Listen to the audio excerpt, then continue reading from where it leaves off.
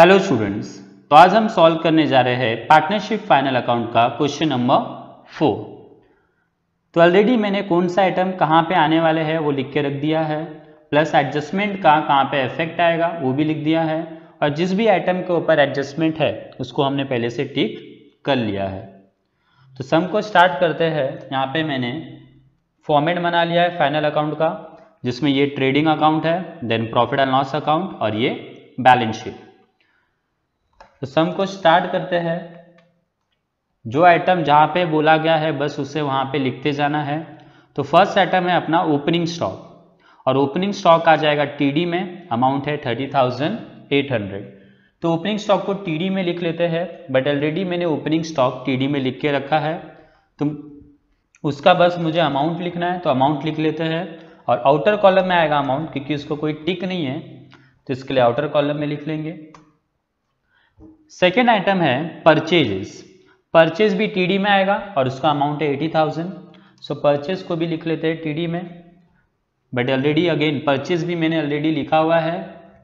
तो ये जो मैंने पहले से कुछ आइटम्स लिख के रखे हैं ये तुम लोग को भी अपने सोल्यूशन में पहले से लिख लेना है, जैसे opening stock, purchase, sales and bad debts का ये फॉर्मेट, तो ये पहले से लिख के रख लेना है अपने सोल्यूशन में। तो परचेज का अमाउंट में डाल देता हूँ, इनर कॉलम में आ जाएगा 80,000, क्योंकि उसमें से रिटर्न माइनस करना है। अगर रिटर्न नहीं भी होगा तो डैश करके फिर आउटर कॉलम में सेम अमाउंट लिख देंगे। नेक्स्ट है सैलरीज। सैलरीज आ जाएगा पीडी में, ऑफिस का खर्चा है वो, अमाउंट है 5,000 और इसको टिक नहीं है तो इसका अमाउंट हम लोग लिख लेंगे आउटर कॉलम में टू सैलरीज। आउटर कॉलम में अमाउंट आ जाएगा इसका 5,000। नेक्स्ट आइटम है वेजेस। वेजेस आ जाएगा टीडी में एंड इसका अमाउंट है 7,500। अब आगे के 4-5 आइटम टीडी में ही आने वाले, तो मैं साथ में कर देता हूँ। जैसे वेजेस भी टीडी में आएगा, देन कैरेज भी टीडी में आएगा, रॉयल्टीज भी टीडी में आएगा और फ्रेड भी टीडी में आएगा। तो ये चारों आइटम टीडी में आने वाले हैं और चारों के ऊपर टिक नहीं है, तो चारों का जो अमाउंट है वो आउटर कॉलम में आ जाएगा। तो चारों को हम एक साथ यहाँ पे लिख देते हैं,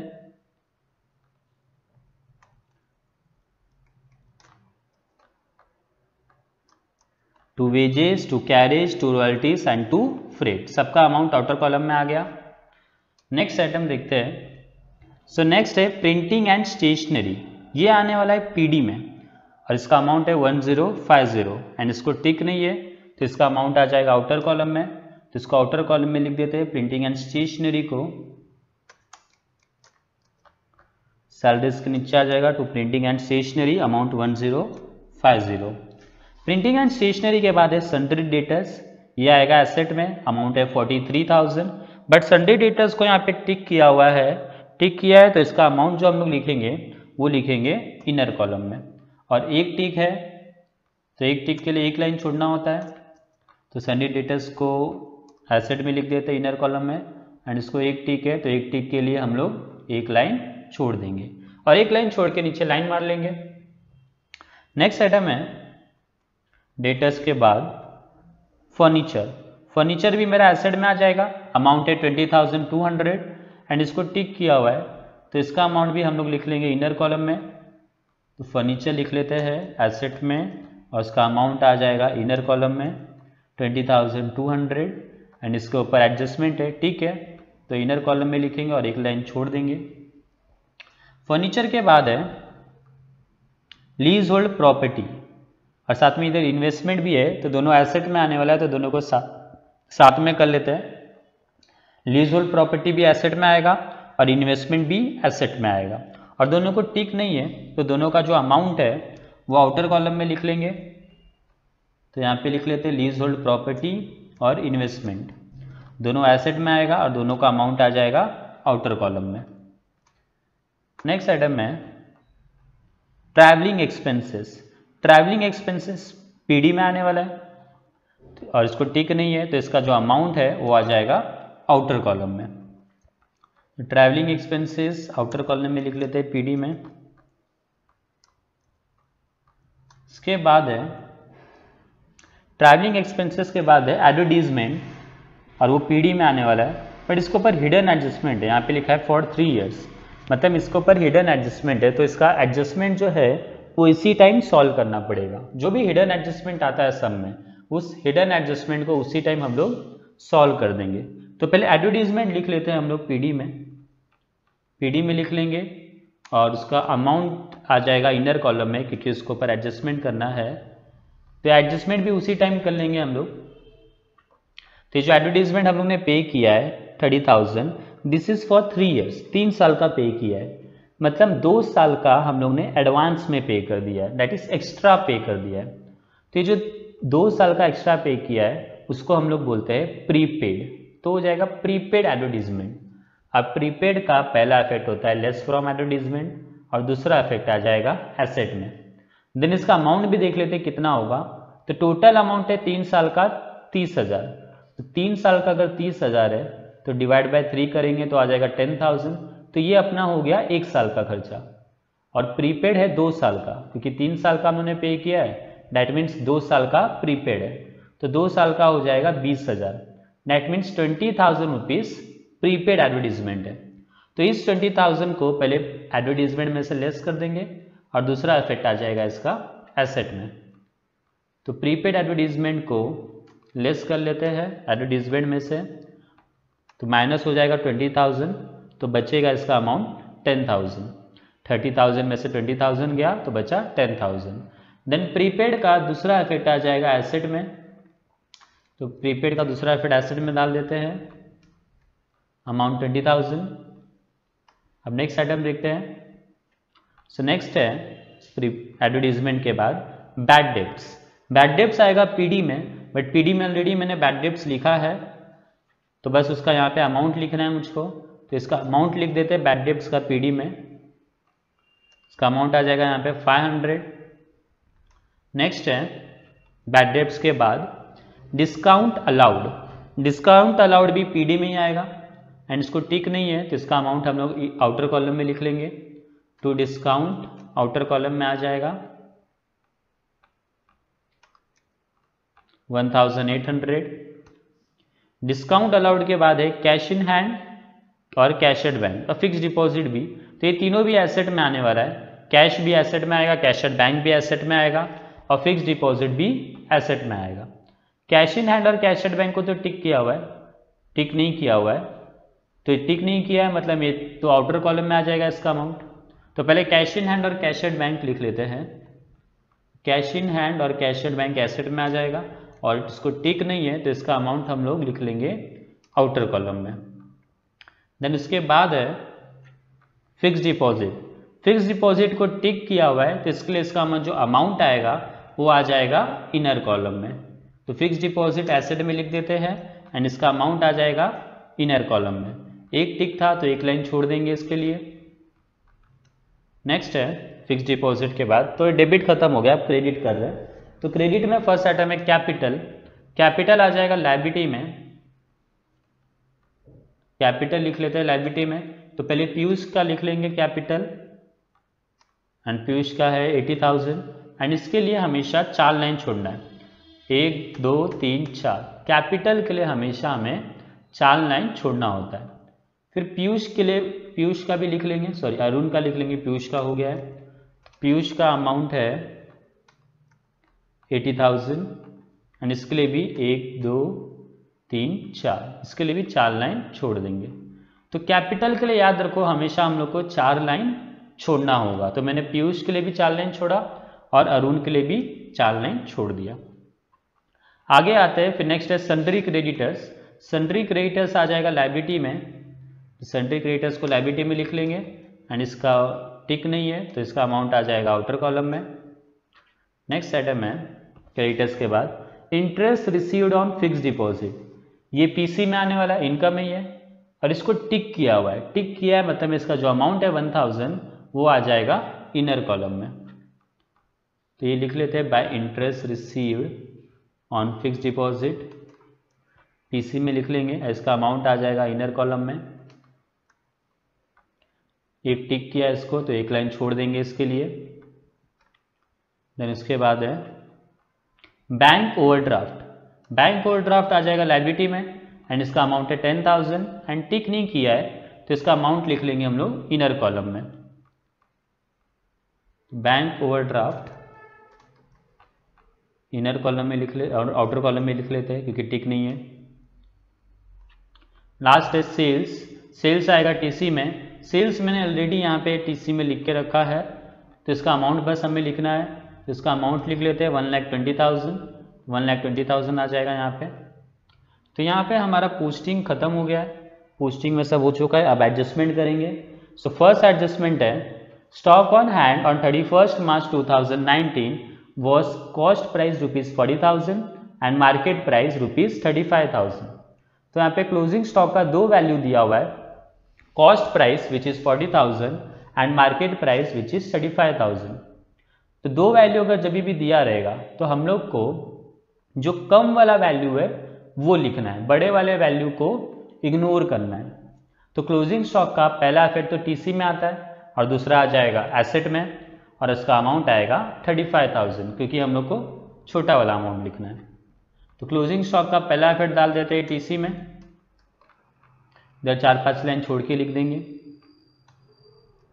बाय क्लोजिंग स्टॉक 35,000 और दूसरा इफेक्ट इसका आ जाएगा एसेट्स में, बट एसेट में लाइन छोड़ना नहीं है, यहाँ पे डायरेक्ट लिख लेंगे क्लोजिंग स्टॉक 35,000। नेक्स्ट आइटम है, नेक्स्ट एडजस्टमेंट देखेंगे तो सेकेंड एडजस्टमेंट है interest on fix deposit ₹1,200 is still receivable. तो ये इंटरेस्ट ऑन फिक्स डिपॉजिट है और इंटरेस्ट ऑन फिक्स डिपॉजिट का पहला इफेक्ट हो जाएगा add to fix deposit, fix deposit में ऐड कर लेंगे और ये इंटरेस्ट मुझे मिलने वाला है तो इसलिए पीसी में आएगा, बट पीसी में ऑलरेडी मैंने इंटरेस्ट रिसीव्ड लिख के रखा है तो उसी इंटरेस्ट रिसीव्ड में उसको ऐड कर लेंगे। तो पहला फिक्स डिपॉजिट में ऐड करना है और दूसरा interest received on fix deposit में ऐड करना है। तो पहले फिक्स डिपॉजिट में ऐड कर लेते हैं। फिक्स डिपॉजिट में ऐड हो जाएगा 1,200 तो ये हो जाएगा 16,200 और दूसरा फिर ऐड हो जाएगा ये इंटरेस्ट रिसीव्ड में, तो इंटरेस्ट रिसीव्ड में भी ऐड कर लेते हैं 1,200 तो ये हो जाएगा 2,200। तो ये सेकेंड एडजस्टमेंट भी हो गया। अब देखते हैं थर्ड एडजस्टमेंट। तो थर्ड एडजस्टमेंट है प्रोवाइड आरडीडी। तो यहाँ पे आरडीडी है 2.5% ऑन संडे डेटर्स। तो आरडीडी का पहला इफेक्ट डेटर में से माइनस होगा और दूसरा इफेक्ट आ जाएगा पीडी में। तो आरडीडी का इफेक्ट पहले डेटर में से माइनस कर लेते हैं और 2.5% है तो अगर 2.5% निकालेंगे 43,000 का तो ये आ जाएगा 1075 और अगर 1075 माइनस कर देंगे 43,000 में से तो ये बचेगा 41,925। और आरडीडी का दूसरा इफेक्ट आता है पीडी में, बट पीडी में ऑलरेडी मैंने आरडीडी लिख के रखा है, ये न्यू आरडीडी होता है तो न्यू आरडीडी के यहाँ पे लिख देंगे इसका अमाउंट 1075 जो आया था 1075 वो मैंने यहाँ पे लिख दिया। फिर नेक्स्ट देखते हैं, चाहे बैड डेट्स को आउटर में लिख दिया गलती से, इसको इनर में डाल देते हैं। नेक्स्ट एडजस्टमेंट है depreciate furniture bye 5%। Furniture depreciate हो रहा है 5% से, तो फर्नीचर को डेप्रीशिएट कर देते हैं। डेप्रीशिएट हो रहा है मतलब फर्नीचर में से माइनस हो जाएगा और दूसरा इफेक्ट आ जाएगा इसका पीडी में। तो पहला डेप्रीशिएशन माइनस कर देंगे फर्नीचर में से, 5% है तो अगर 5% निकालेंगे 20,200 का तो आ जाएगा 1,010 रुपीज़ और 1,010 माइनस करेंगे तो बचेगा 19,190। और डेप्रीशिएशन का दूसरा इफेक्ट आ जाएगा पीडी में, तो पीडी में दूसरा इफेक्ट डाल देते हैं to depreciation on furniture 1010। The last adjustment है goods of ₹8,000 destroyed by fire and insurance company admitted a claim of ₹6,000 only. तो 8,000 का गुड्स मेरा जल गया है और इंश्योरेंस कंपनी ने बोला कि वो लोग मुझे 6,000 रुपया देंगे। तो यहाँ पे गुड्स लॉस्ट बाय फायर है, आग लग गया है, गुड्स जल गया है मेरा। तो पहले तो टीसी में आ जाएगा क्योंकि गुड्स मेरे पास से जा रहा है और गुड्स जा रहा है कितने का 8,000 का, तो टीसी में आ जाएगा 8,000 और इंश्योरेंस कंपनी ने बोला कि वो मुझे 6,000 रुपया देगा। तो इंश्योरेंस कंपनी से मुझको 6,000 रुपया लेना बाकी है और लेना बाकी है मतलब हो जाएगा मेरा एसेट। तो गुड्स जला मेरा 8,000 का लेकिन मुझे मिलने वाला है सिर्फ 6000, तो मेरा 2000 का लॉस है और लॉस आ जाएगा मेरा पीडी में। तो इसका 3 इफेक्ट आने वाला है, एक तो टीसी में 8000, दूसरा पीडी में 2000 और तीसरा एसेट में 6000। तो ये तीनों इफेक्ट पास कर लेते हैं। पहले टीसी में लिख लेंगे by goods lost by fire, इधर ही लिख लेना है क्लोजिंग स्टॉक के ऊपर, by goods lost by fire 8000। दूसरा इफेक्ट आ जाएगा पीडी में, तो पीडी में लिख लेंगे टू लॉस बाय फायर, 2000 का लॉस है और बाकी का जो अमाउंट है वो एसेट में आएगा। तो एसेट में जब लिखेंगे तो हम लोग को लिखना है इंश्योरेंस क्लेम 6000। तो ये सारे एडजस्टमेंट भी हमारे अभी हो चुके हैं और कोई एडजस्टमेंट बाकी नहीं है, सारा पोस्टिंग भी हो गया और सब एडजस्टमेंट भी हो गया। अब हम लोग देख लेंगे कि सारे जो आइटम्स है वो आउटर कॉलम में आ चुके हैं कि नहीं। जैसे यहाँ पे परचेस का जो अमाउंट है वो इनर कॉलम में ही, आउटर कॉलम में गया नहीं है, क्योंकि रिटर्न्स यहाँ पे दिया हुआ नहीं था, तो रिटर्न्स के यहाँ पे डैश कर लेंगे। तो रिटर्न्स यहाँ पे नहीं है, परचेस रिटर्न नहीं है, तो 80,000 में से रिटर्न तो कुछ है ही नहीं, तो कुछ माइनस नहीं होगा, तो बचेगा 80,000। तो आउटर कॉलम में लिख लेंगे 80,000। देन सेल्स में भी कोई रिटर्न नहीं है, तो यहाँ पे भी डैश कर लेंगे। फिर इसका 1,20,000 में से कुछ नहीं गया, तो अगेन बचेगा कितना 1,20,000। तो आउटर कॉलम में भी आ जाएगा 1,20,000। देन जो आरडीडी है बैड डेब्ट्स का जो फॉर्मेट है वो भी आउटर कॉलम में नहीं गया है, तो न्यू बैड डेब्ट्स तो यहाँ पे दिया हुआ नहीं था, तो यहाँ पे मैं डैश कर लूँगा। ओल्ड आरडीडी भी नहीं दिया था, तो यहाँ पे भी डैश कर लूँगा। फिर इसका टोटलिंग कर लेंगे और टोटल करके इसका आउटर कॉलम में लिखना है। तो 500 प्लस 1075 अगर हम लोग करेंगे तो ये हो जाएगा 1575। तो इसको आउटर कॉलम में लिख लेते हैं 1575। फिर बाकी सब कुछ तो आउटर कॉलम में है ही, तो ये हो चुका है। अभी हम लोग एक एक करके अकाउंट को क्लोज करेंगे। तो सबसे पहले हम लोग क्लोज कर लेंगे ट्रेडिंग अकाउंट को। तो पहले ट्रेडिंग अकाउंट का डेबिट का टोटल करेंगे, सबका टोटलिंग करेंगे। तो ये सबका टोटल आ रहा है 1,24,500। तो ये जो टोटल आया है इसको हम लोग बॉक्स के नीचे लिखेंगे, बट पेंसिल से लिखना है 1,24,500। देन क्रेडिट साइड का टोटल करेंगे, तो इधर का टोटल आ रहा है 1,63,000। तो ये भी यहाँ पे लिख लेंगे बॉक्स के नीचे, अगेन पेंसिल से लिखना है 1,63,000। देन देखेंगे दोनों में से बड़ा अमाउंट कौन सा है, 1,24,500 बड़ा है कि 1,63,000 बड़ा है। तो यहाँ पे 1,63,000 बड़ा दिख रहा है, तो जो बड़ा अमाउंट रहेगा उसको हम लोग बॉक्स में लिखेंगे, दोनों साइड के बॉक्स में लिख लेंगे 1,63,000 एंड 1,63,000। फिर देखेंगे डिफरेंस कहाँ पे है। तो यहाँ पे तो क्रेडिट में तो कोई डिफरेंस दिख रहा नहीं है, दोनों 1,63,000 है, बट यहाँ पे डिफरेंस दिख रहा है। तो यहाँ पे जो भी डिफरेंस होगा वो मेरा हो जाएगा ग्रॉस प्रॉफिट। तो डिफरेंस फाइंड आउट कर लेंगे और डिफरेंस फाइंड आउट करके फिर यहाँ पे लिख लेना है ग्रॉस प्रॉफिट कैरिड डाउन। तो डिफरेंस जब हम लोग निकालेंगे, डिफरेंस मतलब 1,63,000 माइनस 1,24,500, ये दोनों को जब माइनस करेंगे तो अमाउंट आ जाएगा 38,500। तो ये मेरा आ गया ग्रॉस प्रॉफिट। फिर इस ग्रॉस प्रॉफिट को हम लोग P&L अकाउंट में ट्रांसफर कर लेंगे, तो पीसी में आ जाएगा ये। तो यहाँ पे ट्रांसफर कर लेते हैं इसको by gross profit brought down, same amount आ जाएगा 38,500। फिर P&L अकाउंट को क्लोज करना है, तो प्रॉफिट एंड लॉस अकाउंट को क्लोज कर लेते हैं। तो अगेन इधर का भी टोटल करेंगे, तो डेबिट का टोटल आ रहा है मेरा 25,885। तो जो भी टोटल आया उसको बॉक्स के नीचे लिखना है, पेंसिल से लिखेंगे। एंड फिर क्रेडिट साइड का टोटल करेंगे, तो क्रेडिट साइड का टोटल आ रहा है 40,700।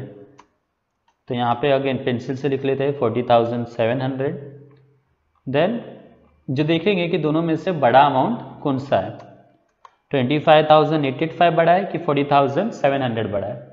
तो यहाँ पे 40,700 बड़ा है, तो जो बड़ा अमाउंट है उसको हम लोग दोनों साइड में लिख लेंगे। फिर देखेंगे डिफरेंस कहाँ पे है, तो यहाँ पे तो कोई डिफरेंस है नहीं, यहाँ पे डिफरेंस दिख रहा है।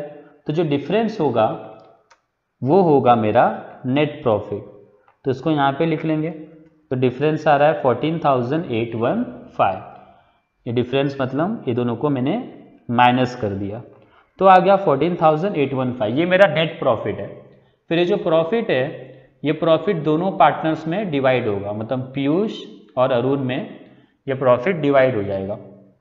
तो हम लोग रेशियो देख लेते हैं कि रेशियो क्या है, कौन से रेशियो में डिवाइड होने वाला है। तो यहाँ पे लिखा रहता है रेशियो, बट यहाँ पे कुछ रेशियो वगैरह ऐसा दिया नहीं है।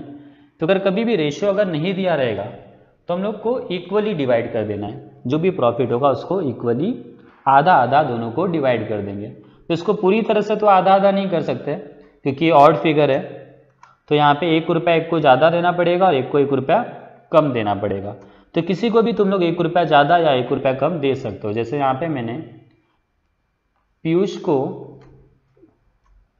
को दिया है 7408 और अरुण को दिया है 7407। तो पीयूष को मैंने 1 रुपया ज़्यादा दे दिया और अरुण को 1 रुपया कम दे दिया है, और ये है मेरा नेट प्रॉफिट।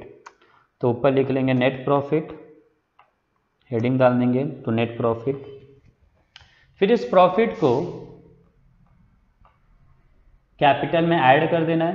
तो पीयूष के प्रॉफिट को पीयूष में ऐड कर देंगे और अरुण के कैपिटल को अरुण में ऐड कर देंगे। तो पीयूष का कैपिटल पीयूष का प्रॉफिट पीयूष के कैपिटल में ऐड कर देते हैं और अरुण का प्रॉफिट अरुण के कैपिटल में ऐड कर देते हैं। तो इसका टोटल करेंगे तो इसका टोटल आ जाएगा, पीयूष का टोटल आएगा 87,408 एंड अरुण का टोटल आ जाएगा 87,407। फिर एसेट का टोटल कर लें, लाइबिलिटीज़ का टोटल कर लेंगे और पूरा एसेट्स का भी टोटल कर लेंगे। तो लाइबिलिटीज़ का टोटल यहाँ पे आ रहा है 2,05,315 और एसेट का टोटल आ रहा है 2,05,315। मतलब दोनों साइड का टोटल सेम आ रहा है, और अगर दोनों साइड का टोटल सेम आ रहा है मतलब हमारा सम टैली हो चुका है। तो ये हमारा क्वेश्चन नंबर 4 कंप्लीट हो गया यहाँ पे। नेक्स्ट लेक्चर में हम सॉल्व करेंगे question number 5। Thanks for watching this video, take care, bye bye.